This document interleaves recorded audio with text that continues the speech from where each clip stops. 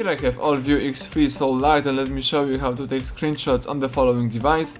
At first, let's open the screen that you want to capture. In my case it could be calendar, and let's just simply assume that I want to save the following screen. So at the very beginning you have to use the following combination of keys: power key and volume down. Let's hold down together these two keys for a few seconds, about 2. And as you can see and hear, the device just took a screenshot. So now let me show you one more time. Let's hold down simultaneously power key and volume down. Let's do it together. And you just took another screenshot. Now if you would like to share, edit or delete taken screenshots, you have to find the screenshot folder. You can do it by using an upper bar and here by choosing screenshot captured. You can also accomplish that by using a home screen. Here you should swipe in order to select the gallery. And here you can choose photos or all.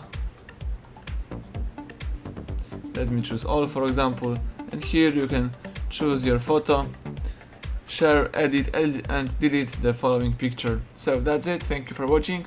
Please subscribe our channel and leave thumbs up under the video.